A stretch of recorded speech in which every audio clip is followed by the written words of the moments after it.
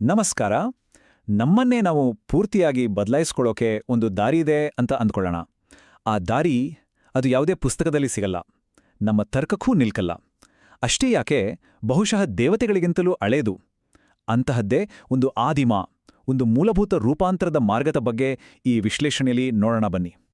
ಒಂದು ಕ್ಷಣ ಯೋಚನೆ ಮಾಡಿ, ನಮ್ಮ ಬುದ್ಧಿ, ನಮ್ಮ ತರ್ಕ, ನಮ್ಮೆಲ್ಲ ಲೆಕ್ಕಾಚಾರಗಳನ್ನು ಮೀರಿ ನಿಲ್ಲುವಂತಹ ಒಂದು ಜ್ಞಾನ ಇರಕ್ಕೆ ಸಾಧ್ಯನಾ? ಆ ಜ್ಞಾನದ ಮುಂದೆ ನಮ್ಮ ಬುದ್ಧಿಯೇ ಸುಮ್ಮನಾಗ್ಬಿಟ್ರೆ? ಹೌದು, ಇಂದು ನಾವು ಮಾತಾಡ್ತಿರೋದು ಅಂತಹದ್ದೇ ಒಂದು ಜ್ಞಾನದ ಬಗ್ಗೆ. ಸಾಮಾನ್ಯವಾಗಿ ನಾವು ಜ್ಞಾನ ಅಂದ್ರೆ ಏನನ್ಕೋತೀವಿ? ಪುಸ್ತಕಗಳಿಂದ, ತರ್ಕದಿಂದ, ಮಾತುಕತೆಯಿಂದ ಸಿಗೋದು ಅಂತ. ಆದರೆ ಈ ಜ್ಞಾನ ಆ ಎಲ್ಲದಕ್ಕೂ ಮೀರಿದ್ದು. ಇದು ಬಹುಶಃ ಈ ಬ್ರಹ್ಮಾಂಡದಷ್ಟೇ ಹಳೇದು, ದೇವತೆಗಳಿಗೆ ಹೆಸರಿಡೋಕ್ಕೂ ಮುಂಚೆ ಇದ್ದಿದ್ದು. ಅದಕ್ಕೆ ಇದು ಕೇವಲ ಕಲಿಯುವ ವಿಷಯ ಅಲ್ಲ, ಬದಲಿಗೆ ಅನುಭವಿಸಬೇಕಾದ ಸತ್ಯ. ಸರಿ, ಹಾಗಾದ್ರೆ ಇದರ ಆಳಕ್ಕೆ ಇಳಿಯೋಣ. ಈ ಇಡೀ ಜ್ಞಾನ ವ್ಯವಸ್ಥೆ ನಿಂತಿರೋದೇ ಎರಡು ಮೂಲಭೂತ, ಎರಡು ಆದಿಮ ಶಕ್ತಿಗಳ ಮೇಲೆ. ಇವುಗಳನ್ನು ಅರ್ಥ ಮಾಡ್ಕೊಂಡ್ರೆ ನಮ್ಮನ್ನೇ ನಾವು ಅರ್ಥ ಮಾಡ್ಕೊಂಡ ಹಾಗೆ. ಇಲ್ನೋಡಿ, ಎರಡು ಅದ್ಭುತ ಶಕ್ತಿಗಳು. ಒಂದು ಕಡೆ ಕತ್ತಲನ್ನೇ ಸೀಳ್ಕೊಂಡು ಬರುವ, ಚಲಿಸುವ ಜ್ವಾಲೆ. ಅಂದ್ರೆ ಇದು ಆಕ್ಷನ್, ತೀಕ್ಷ್ಣವಾದ ಬುದ್ಧಿಶಕ್ತಿಯ ಸಂಕೇತ. ಇನ್ನೊಂದು ಕಡೆ ಮೆಲ್ಲಗೆ ಅರಳುವ ಪುಷ್ಪ. ಇದು ಸೌಂದರ್ಯ, ಸಮತೋಲನ, ಅರು ಭಾವನೆಗಳ ಶಕ್ತಿ. ಇವೆರಡೂ ಹೇಗಂದ್ರೆ ಬ್ರಹ್ಮಾಂಡದ ಎರಡು ಮುಖಗಳಿದ್ದ ಹಾಗೆ. ನೋಡಕ್ ವಿರುದ್ಧ ಅನ್ಸಿದ್ರೂ ಒಂದಿಲ್ಲದೆ ಇನ್ನೊಂದಕ್ಕೆ ಅಸ್ತಿತ್ವವೇ ಇಲ್ಲ. ಮೊದಲು ಚಲಿಸುವ ಜ್ವಾಲೆ. ಇದನ್ನ ಒಂದು ರೀತಿ ಬೆಂಕಿ, ಸೂರ್ಯ ಅಥವಾ ನಿರಂತರವಾಗಿ ಮುಂದೆ ಹೋಗ್ಬೇಕು ಅನ್ನೋ ಒಂದು ಡ್ರೈವ್ ಅಂತ ಕಲ್ಪಿಸ್ಕೊಳ್ಬಹುದು. ನಮ್ಮೊಳಗಿರೋ ಪ್ರಶ್ನಿಸೋ, ಸಾಧಿಸೋ, ಸದಾ ಕ್ರಿಯಾಶೀಲವಾಗಿರೋ ಆ ಅದಮ್ಯ ಶಕ್ತಿನೇ ಇದು. ಈಗ ಎರಡನೇ ತತ್ವ, ಅರಳುವ ಪುಷ್ಪ. ಇದು ಜ್ವಾಲೆಯ ತೀಕ್ಷ್ಣತೆಗೆ ತದ್ವಿರುದ್ಧ. ಚಂದ್ರನ ಹಾಗೆ ತಂಪು, ಹೂವಿನ ಹಾಗೆ ಅರಳಿ ಪೋಷಿಸುವ ಶಕ್ತಿ ಇದು. ಇದು ಬರೀ ಭಾವನೆ ಅಲ್ಲ, ಬದಲಿಗೆ ಆಳವಾದ ಭಾವನಾತ್ಮಕ ಪ್ರಬುದ್ಧತೆ, ಎಲ್ಲವನ್ನೂ ಸಮತೋಲನದಲ್ಲಿಡೋ ಒಂದು ಅದ್ಭುತ ಶಕ್ತಿ. ಈ ಮಾತು ಇವತ್ತಿನ ಜಗತ್ತಿಗೆ ಎಷ್ಟು ಸತ್ಯ ಅಲ್ವಾ? ಕಲ್ಲು ಹೃದಯದ ವ್ಯಕ್ತಿ ನಿಂತ ನೀರಿದ್ದಂತೆ. ಅಂದ್ರೆ ಬರೀ ಬುದ್ಧಿ, ಕಾಂಪಿಟೀಷನ್ ಅಂತ ಓಡೋ ನಾವು ಭಾವನಾತ್ಮಕವಾಗಿ ಬೆಳೆದೇ ಇದ್ರೆ ನಮ್ಮ ಜೀವನ ನಿಂತ ನೀರಾದ ಹಾಗೆ. ಈ ಜ್ಞಾನದ ಪ್ರಕಾರ ಇವತ್ತಿನ ಈ ಒತ್ತಡದ ಜಗತ್ತನ್ನ ಗೆಲ್ಬೇಕಂದ್ರೆ ನಾವು ಒಳಗಿನಿಂದ ಪುಷ್ಪದ ಹಾಗೆ ಅರಳಲೇಬೇಕು. ಹಾಗಾದ್ರೆ ಬೆಂಕಿಯಂತಹ ತೀಕ್ಷ್ಣತೆ ಮತ್ತು ಹೂವಿನಂತಹ ಮೃದುತ್ವ ಇವೆರಡೂ ಒಂದಾದಾಗ ಏನಾಗುತ್ತೆ? ಆ ಒಂದು ಸಂಶ್ಲೇಷಣೆಯ ಗುರಿಯೇ ಅಚಲ ಅಕ್ಷ. ಈ ಸಮೀಕರಣ ಒಂದು ದೊಡ್ಡ ಸತ್ಯವನ್ನ ಹೇಳುತ್ತೆ. ಅಚಲ ಅಕ್ಷ ಅನ್ನೋದು ನಾವು ಕಷ್ಟಪಟ್ಟು ಸಾಧಿಸಬೇಕಾದ ಮೂರನೇ ಶಕ್ತಿ ಏನಲ್ಲ. ಬದಲಿಗೆ ಯಾವಾಗ ಜ್ವಾಲೆ ಮತ್ತು ಪುಷ್ಪ ಒಂದಾಗುತ್ತೋ ಆವಾಗ ಸಹಜವಾಗಿ ಹುಟ್ಕೊಳ್ಳುವ ಒಂದು ಸ್ಥಿರವಾದ ಸಮತೋಲನದ ಸ್ಥಿತಿ ಅದು. ಇದು ಹೇಗಪ್ಪ ಅಂದ್ರೆ, ಬಿಸಿ ನೀರು ತಣ್ಣೀರು ಸೇರಿದಾಗ ಒಂದು ಹಿತವಾದ ಉಷ್ಣತೆ ತಾನಾಗೇ ಸೃಷ್ಟಿಯಾಗುತ್ತಲ್ಲ ಹಾಗೆ.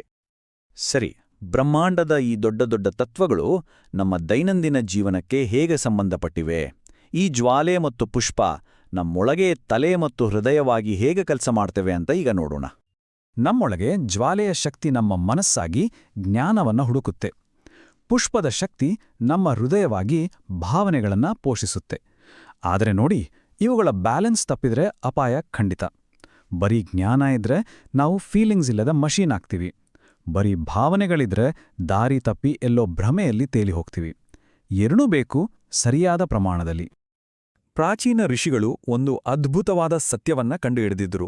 ನಮ್ಮ ಎಲ್ಲಾ ರೀತಿಯ ಕಷ್ಟಗಳಿಗೆ, ದೈಹಿಕ ಕಾಯಿಲೆ ಇರ್ಬೋದು, ಮಾನಸಿಕ ಒತ್ತಡ ಇರ್ಬೋದು, ಅಥವಾ ಆಧ್ಯಾತ್ಮಿಕ ಗೊಂದಲವೇ ಇರ್ಬೋದು, ಎಲ್ಲದಕ್ಕೂ ಮೂಲ ಕಾರಣ ಒಂದೇ. ಅದುವೇ ನಮ್ಮ ಒಳಗಿನ ಅಶಾಂತಿ, ನಮ್ಮ ಆಂತರಿಕ ಸಂಘರ್ಷ. ಈ ಒಂದು ಒಳನೋಟ ಪರಿಹಾರದ ಎಲ್ಲಾ ಬಾಗಿಲುಗಳನ್ನ ತೆರೆಯುತ್ತೆ.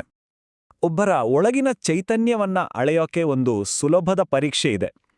ಯಾರಿಗಾದರೂ ಒಂದು ಹೂವನ್ನ ಕೊಟ್ಟಾಗ ಅವರ ರಿಯಾಕ್ಷನ್ ಹೇಗಿರುತ್ತೆ ಅಂತ ಗಮನಿಸಿ. ಅದನ್ನ ಖುಷಿಯಿಂದ ಸ್ವೀಕರಿಸಿದ್ರೆ ಅವರಲ್ಲಿ ಪುಷ್ಪದ ಶಕ್ತಿ ಜೀವಂತವಾಗಿದೆ ಅಂತ ಅರ್ಥ.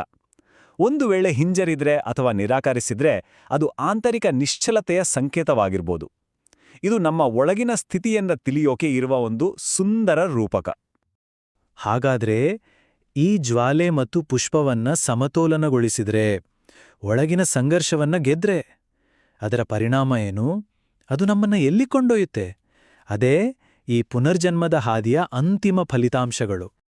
ಈ ದಾರಿಯಲ್ಲಿ ನಡೆದರೆ ನಮ್ಮ ಜೀವನವನ್ನೇ ಕಂಪ್ಲೀಟಾಗಿ ಬದಲಾಯಿಸಬಲ್ಲ 3 ಮಹಾನ್ ಫಲಿತಾಂಶಗಳು ಸಿಗ್ತವೆ. ಸರಿ, ಈ ಸಮತೋಲನದಿಂದ ಸಿಗೋ 3 ಫಲಿತಾಂಶಗಳಿದೆಯಲ್ಲ, ಅವು ನಿಜಕ್ಕೂ ಅದ್ಭುತ. ಮೊದಲನೇದು ಗುಣಮುಖ. ಅಂದ್ರೆ ಯೋಚನೆ ಮಾಡಿ, ಹೊರಗಡೆ ಎಂಥದ್ದೇ ಬಿರುಗಾಳಿರ್ಲಿ, ಒಳಗಡೆ ಸಂಪೂರ್ಣ ಶಾಂತವಾಗಿರೋಕೆ ಸಾಧ್ಯ ಆಗೋದು. ಎರಡನೇದು ವಿಸ್ತರಿತ ಪ್ರಜ್ಞೆ. ಅಂದ್ರೆ ನಾನು ಅಂದ್ರೆ ಬರೀ ಈ ದೇಹ, ಈ ಮನಸ್ಸು ಅನ್ನೋ ಚಿಕ್ಕ ಗಡಿಯನ್ನ ದಾಟಿ ನಮ್ಮ ನಿಜವಾದ ಸ್ವರೂಪ ಏನು ಅಂತ ನೇರವಾಗಿ ಅನುಭವಿಸೋದು. ಇನ್ನು ಕೊನೆಯದಾಗಿ ಅಂತಿಮ ಮುಕ್ತಿ. ಅಂದ್ರೆ ಎಲ್ಲಾ ಕಟ್ಟುಪಾಡುಗಳಿಂದ, ಅವಲಂಬನೆಗಳಿಂದ ಪೂರ್ತಿ ಸ್ವತಂತ್ರರಾಗಿ ಅಕ್ಷರಶಃ ಜೀವಂತ ದೇವತೆಯ ಹಾಗೆ ಬದುಕೋದು.